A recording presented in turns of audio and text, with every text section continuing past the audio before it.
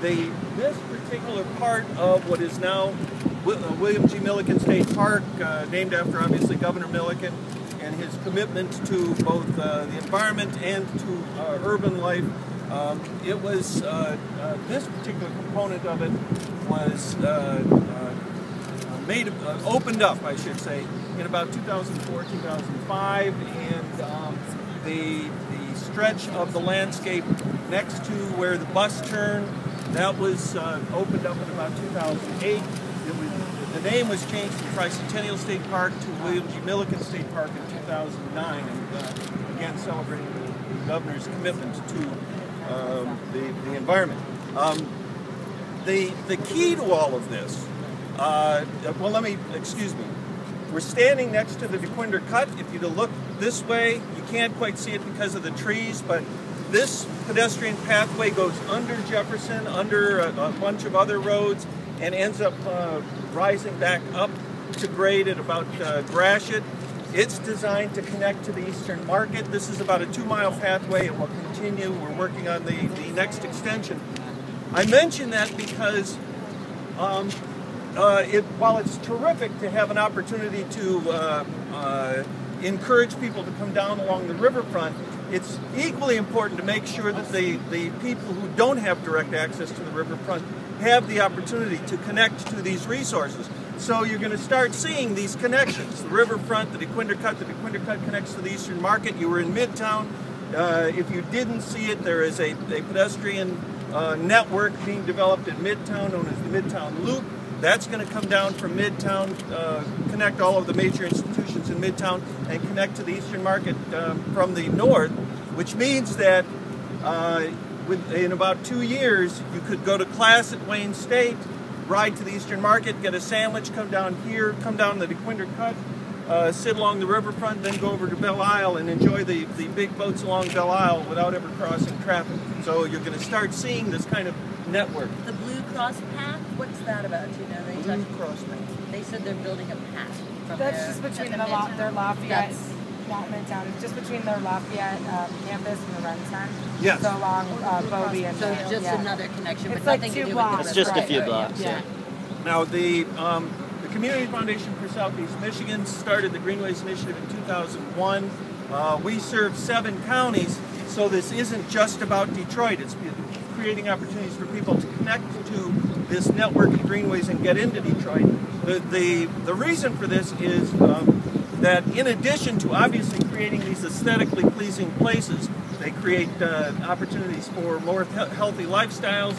They encourage people to move into these areas. They provide economic stimulus. Studies show over and over that place matters. And so if we can create an attractive place for people to come and enjoy, then it's the kind of investment that we at the Community Foundation and of course many others who have been our partners are working on. Now, recognizing that we have very little time, I've got for you maps of Detroit Greenways. That's probably more than you need. I think that this is 40. So any quick questions for Tom before we move along?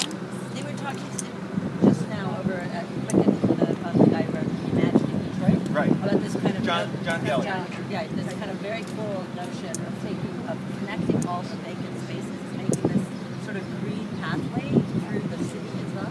Is that something like that you guys are working on? That's exactly what we're thinking about. Right. There are, as you take your tour, you'll see that there are some particular areas of Detroit that are more open, if you will, that have lost the building infrastructure, and they actually create opportunities for us to use them for those connecting corridors. So as you take a look at this map, for example, you'll see that it envisions a whole bunch of connections to neighborhoods, to a variety of different communities. This is just Detroit.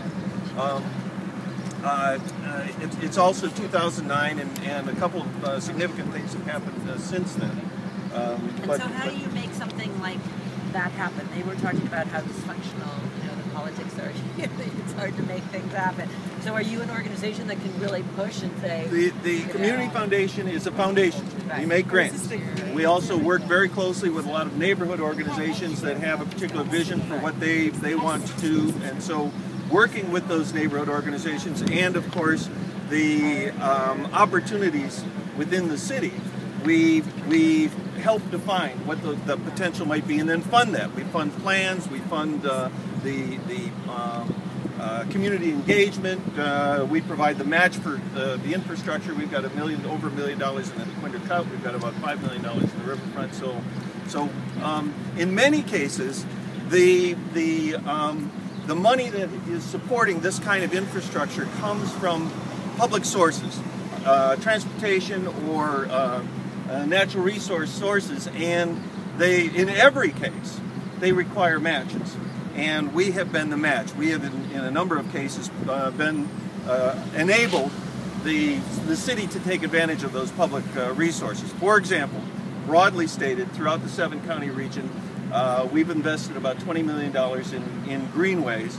That $20 million is leveraged over $100 million in public money that is building Dequindre Cuts, riverfronts, and so on. Now, when you got out of the bus, Ann said that there was a question about this building here. This building is the Globe building. The Globe building is where Henry Ford actually learns to build engines. This is where he first started building his engines. They actually were for boats because there's a slip right there, and they would walk the boats across the street and put them in the slip and then test them out in the riverfront. There have been a number of plans for this. Obviously, it has been out of use for quite a number of years. Most recently, the City of Detroit received a grant from the Michigan Department of Natural Resources to create what is essentially a visitor center recreation center. And that I expect that there's more space here than that particular center will require, but nonetheless, it provides an opportunity to both save a historic building and create an opportunity for people to come down and visit a very interesting and very historic site. Thank you so much, John. Anything else?